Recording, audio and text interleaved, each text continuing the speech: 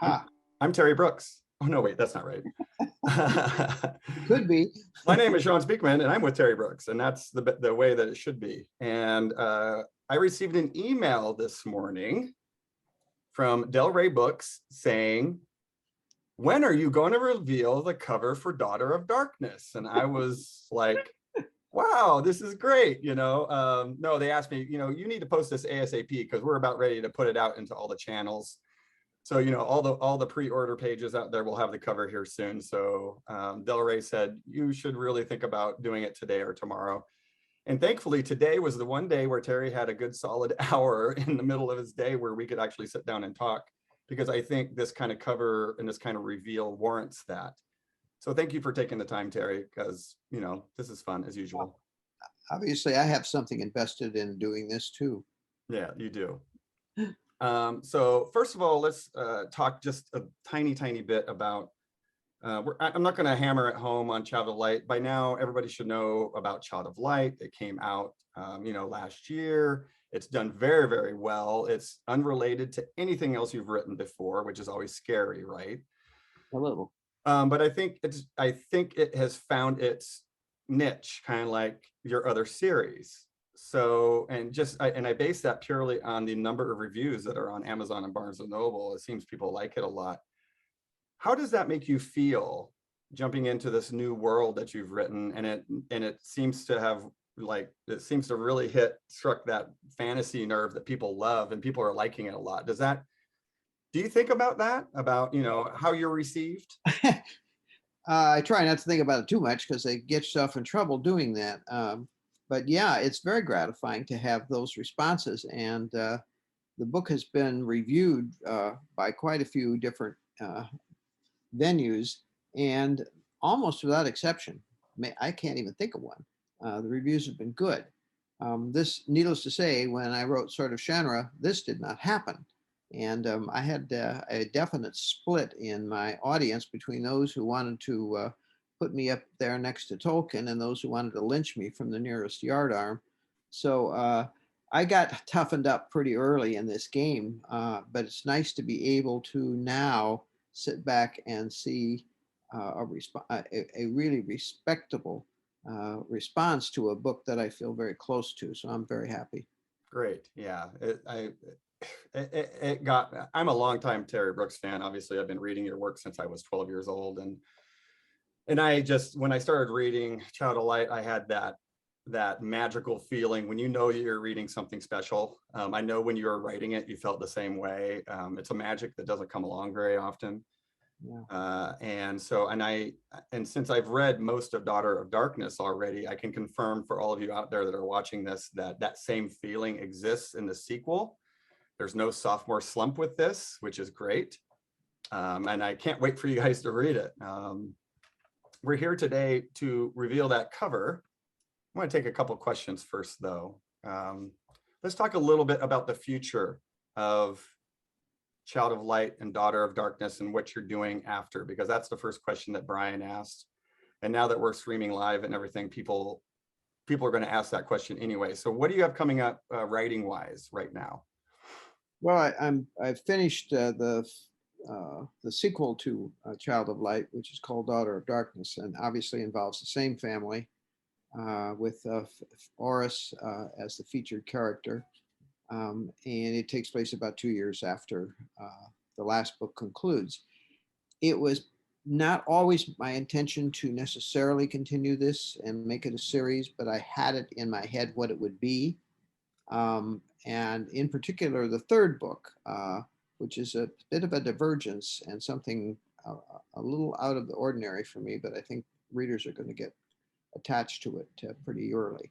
So those 3 books are on the map. And after that, I just think I'll sit back and see how I feel about continuing it and how readers feel about me doing that before I go into whatever I'm going to do after that. So that's going to take me through next year when the third book will come out, I'm pretty sure.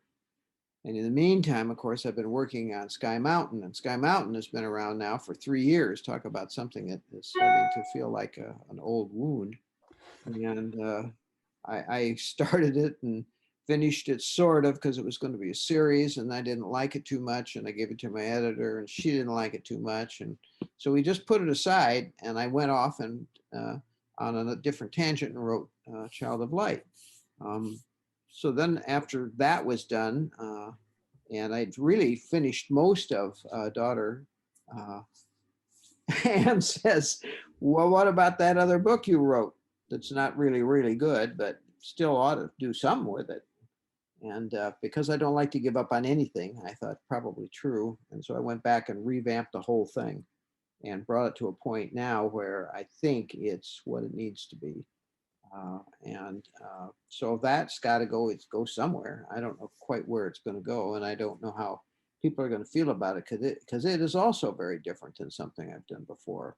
Although it has the aspects, the important aspects of epic fantasy, and I think they'll connect with that quick enough.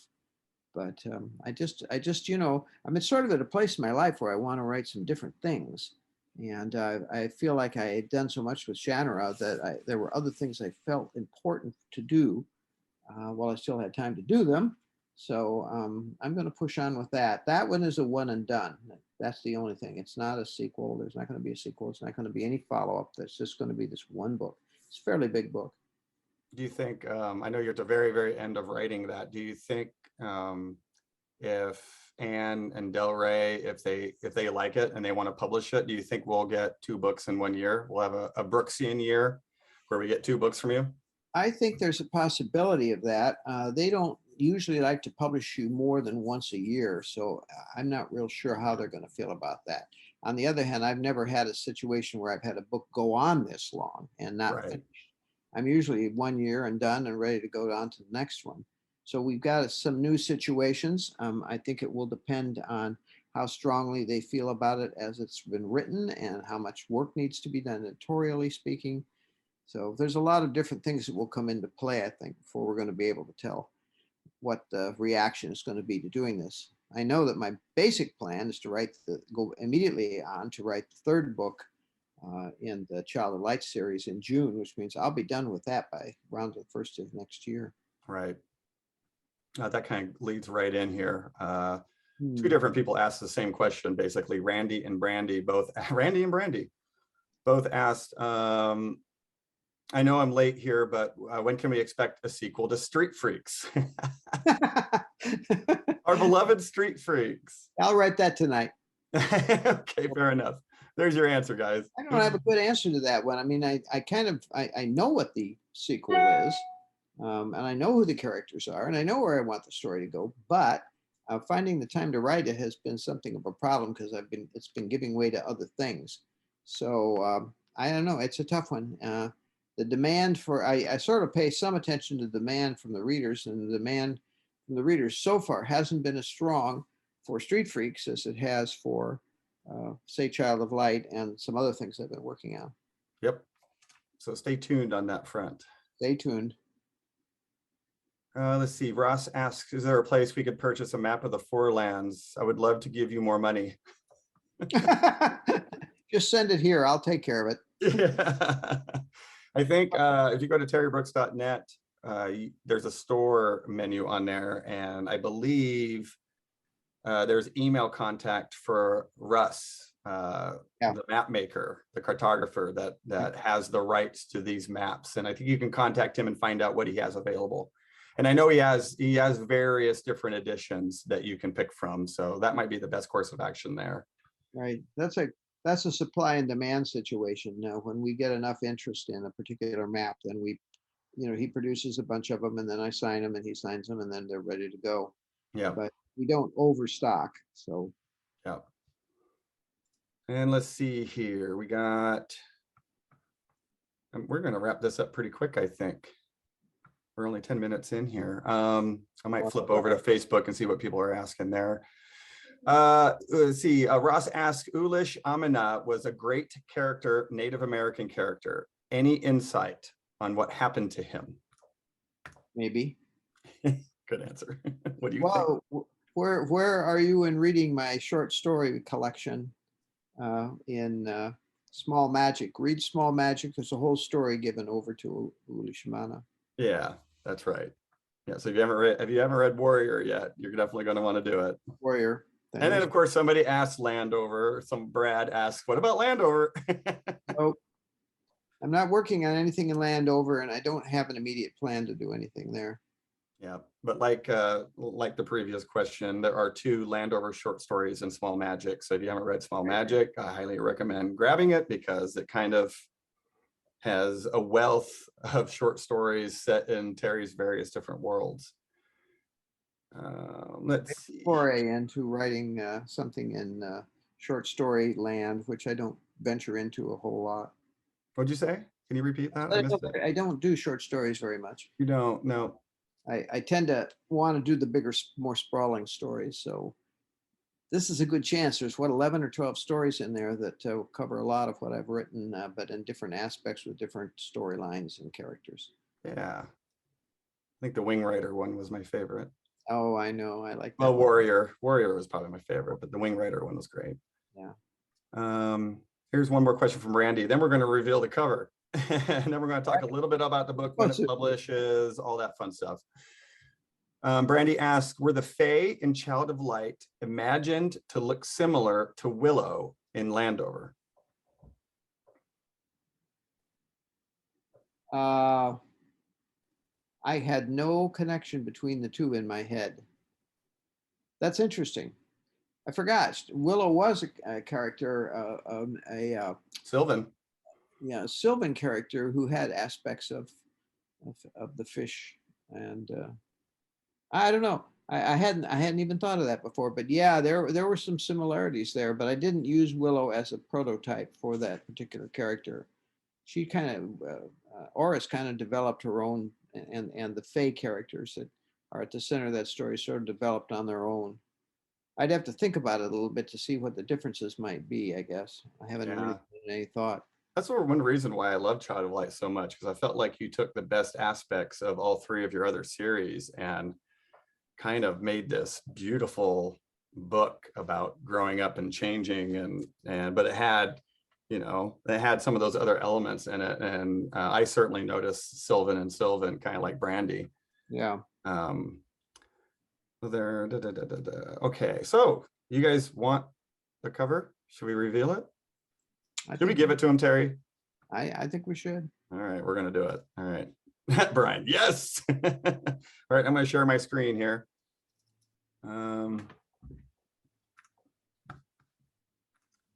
There we go. You guys ready? It's not the way to remember it. Oh, all right. I'll let Terry count down. You have 5, 4, 3, 2, 1. If my computer opens it. It's the same. Here it is, sort of. Yeah, there it is. There's the cover. Jesus. We should talk a little bit about this cover because yes, it came about for a number of different reasons. First of all, obviously, we wanted something to follow up on the first book. So it has the overall cast of that first book. And you'll notice that in the upper regions there are things like little tiny fireflies or prickles of light involved. And that was true with the first one too. And but they were different. And the point is that this is all representative of a form of magic that's being exhumed by Oris, who's in the background in this story and walking into what appears to be a cavernous situation.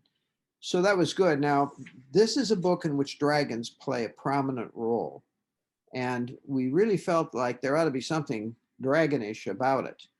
But dragons on covers have been sort of done over and over. So I said, yeah, let's come up with something different for that. So look what they did. Very clever of them. They just put in the bottom, the tail of the dragon, so that you know what it is that is coming. And Oris, who is walking into this, maybe doesn't even see what's coming yet, which again is very much the story of the book. It is. And I felt like it captures the nature of the story, which is fairly dark.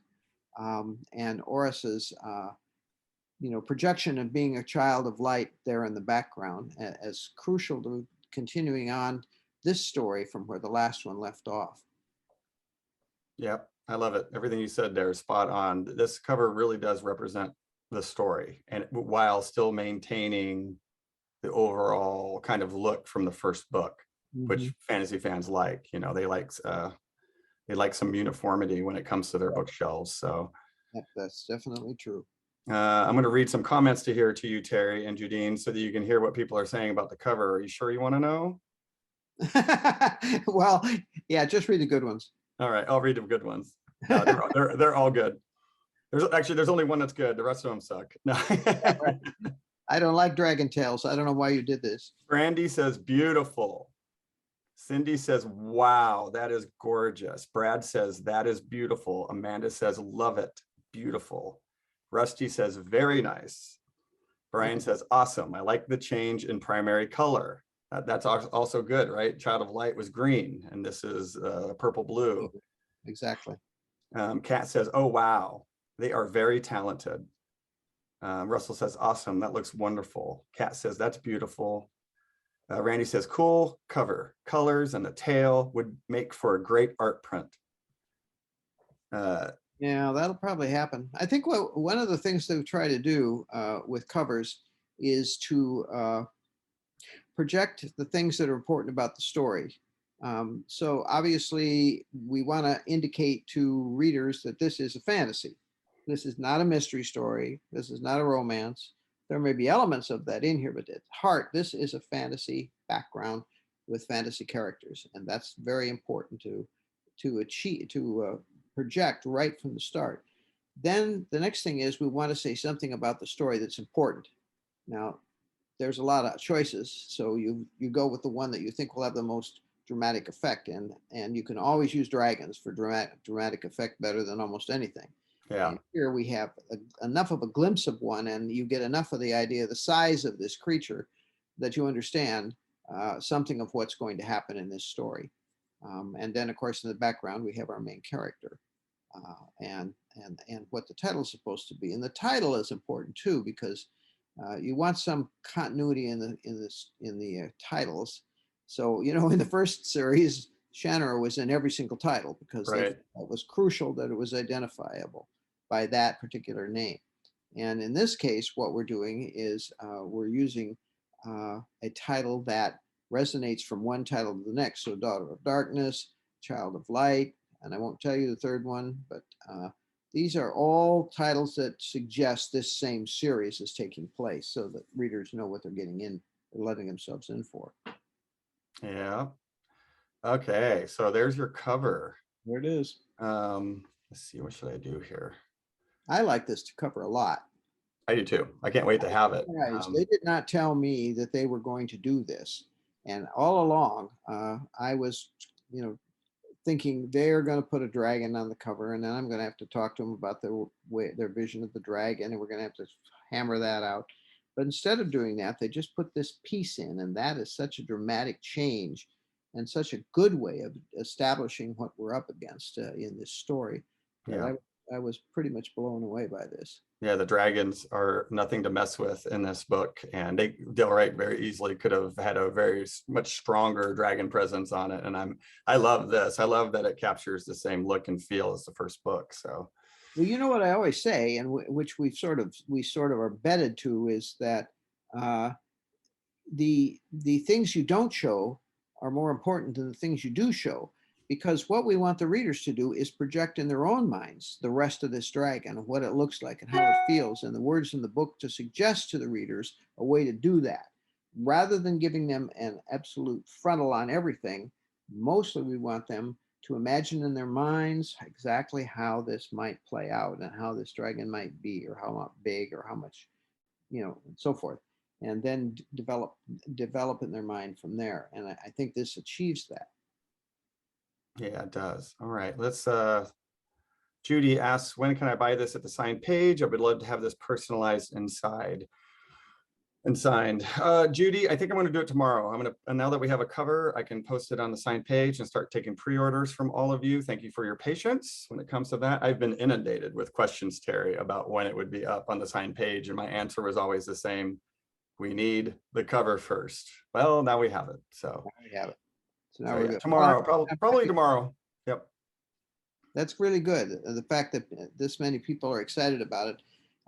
is a good sign. As a writer, of course, you always want people to be excited about your next book, but they don't always sell the same way. They don't always have the same reception, and so you have to, you have to toughen yourself up to the idea that they're going to like one book better than the other, no matter how you feel about it. And in this case, I think they're going to be pretty happy with it. Here's a question. This leads right in where I wanted to go. Thank you, Lewis. Will Daughter of Darkness include a map? It would be fantastic if it could. Well, guess what? The fantastic has been achieved. This will have a map in it, and we spent a lot of time on this map. I even drew it myself in rough sketch ahead of time and marked all the places off.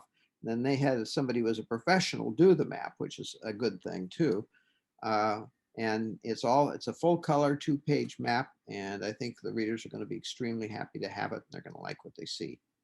Awesome. Yeah, I can't wait to see it. I'm actually going to write the people of Del Rey when we get done with our little Zoom here and say, send me the map. I want to see it, please. I was telling Sean earlier, I have a copy of the map somewhere, but I've momentarily misplaced it. So I don't have to dig it out of my mails or wherever I've stuffed it. It's probably on a different computer.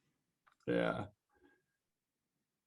Let's see, Brad. Yeah, sign page. You'll be able to pre-order copies of Daughter of Darkness tomorrow on the sign page. That's another question that popped up there. Great. So yeah, it's going to have a map. That's great. I'm not going to talk to you about the story because that's really premature. We're not going to do that. That's it for a while. And let's see. Got a couple minutes here, I'll say. Brad, we'll do a Q&A here real quick. So if you have any remaining questions here, we can take a couple questions, and then Terry has to get ready and get busy packing because he is leaving for RavenCon tomorrow morning. True enough. And so he'll be out. He'll be away from me. I won't be able to bother him at all. At least for Brad. Brad asks, when is HBO going to get a clue and produce a high quality Word Void series? Well, don't think we haven't worked on that, but not so far. No. It's very hard to make that transition from books to television, and doubly hard to do it successfully. Right. Says one who knows. And I'm here to say I will not be surprised if I don't live to see anything further happen with this particular series. But we'll see. And I would like it if that would happen at some point, and they would do something interesting with one of them. We do have a project with one of the platforms that's out there, that's been out there for a while now, and we're hopeful that one's going to materialize, but you just never know. Yeah, COVID hurt that one, Yeah. but I still have hope. Yep. You see, Ross Strisker Arc had a black staff. Is that a word staff? Who did? Drisker Arc in the last 4 Shanra books. He had a black staff that made an appearance for just a very short period of time. Yes, it did. I never thought of it as a follow-up, although the black staff thing has been part of the series almost from the get-go, and there's every reason to think there might be. But a lot of the time, the staffs, the staffs have been the source of them has differed from one book to the other, one set of books to the other. So there's really no way of being absolutely sure. You can kind of use your own imagination about that one. Did I see somebody wants to know if I'm going to be touring? Yep. How did you know that? It popped up on my screen here. Yeah, I was just going to ask you. So Daughter of Darkness publishes October 11th. You're kind of doing your first convention since COVID this coming weekend. So you're going to get a feel for what it's like being around people and all of that. So where are you and Del Rey at and deciphering what you're going to do, at least of this moment? It could change coming up before October, of course, but where are you at right now with possibility of touring? We're talking about it. I'm going to do I am going to do a couple of conventions for sure. And I don't want to go into specifics at this point, but I will say I'm going to be doing one in early October and one in September. There's some talk about doing New York Comic Con if I don't feel like I'm going to be overwhelmed by COVID or something. And there's a couple different things hanging fire out there, and mostly it has to do with how much of this do I want to do. And right now, I'm not real sure. I'd like to see how it feels this coming weekend, and if I feel like I'm comfortable getting back into it, and what my energy level is like, and all of that. And then I'll be more able to come back and say, well, gee, that was pretty good. I'll try some more of that. I do want to do some bookstores in the fall also with the new book, probably mostly in the Pacific Northwest, but it might extend from beyond there to some extent. But we're still in the talking stages about what that would be. So it's sort of up in the air. Yep. Stay tuned to the website, because I would assume that by August we'll have a pretty good idea of what Terry's Yeah. going to do. I think we'll have something in place by then for sure. Yep. Just make sure you come back to Dallas. Charles, my wife and I are headed to RavenCon tomorrow too. Can't wait. Terry and Jadine will see you there then, Charles. I'll be there. Yeah, all You will be right. there. She's sitting over here looking very excited at the prospect. So excited she's reading a book. Brad has a question that's off topic just a little bit, but is Steve Carell still trying to do a version of Landover? It sounded fun and he seemed like such a great fit. I think at this point, Steve's probably too old to play Ben Holiday. Where do you think, where does that stand with all of that? Well, that's still in, that's still in the pre-production stage. And they have new people involved, and in fact, everybody's new once again for what must be the 20th time. I swear. So this one is different, and this perception is different, and the people are different, and my attitude is pretty much the same. Great. We'll see. I'm gonna see here, see what people are saying over on Facebook.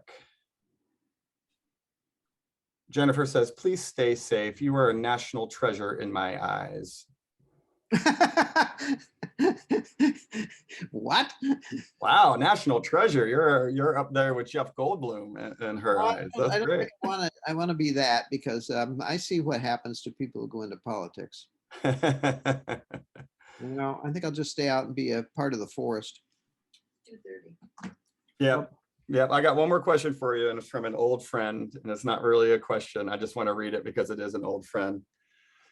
Ollie Kochman says, let's talk topography. I love the asymmetric crossbar in the T on the new cover and how it is balanced by the lower bar of the E in daughter. Yeah, I just want you to say hi to Ollie, basically. We'll end it there. Ollie, it was all a plan right from the beginning. We were going to make that happen. Ollie used to work for Del Rey and was has always been a Brooksian friend to all of us. Yeah, well, it's nice to hear from him. Yeah. All right, I'm gonna let you go because you got a lot of stuff you guys got to do, but I got to run, but I'm glad we were able to introduce the title. I hope people will give it a shot, and I'm excited to see how going back into the world as a published author who wants to actually meet people in the flesh again works out. I have high hopes. Yeah, I'm eager to get a report when you get back from RavenCon. We'll see. All right, I'm going to say bye to everybody. Thank you so much for showing up, and I'll let Terry have final word, and we'll be out of here. I always say thank you, Sean, for all the support, for all the years, for hanging in there with me. Sean and I mesh so well together that it makes these events so easy. I don't even have to think about them too much ahead of time. We just go into it and start talking like we're sitting down for an afternoon beer. So, you know, it's all right. Next time we need to have beers with us, and we'll see how interesting it gets. Yeah. All righty. Nice to see you. Thank you, everyone. Bye, everybody. Bye-bye.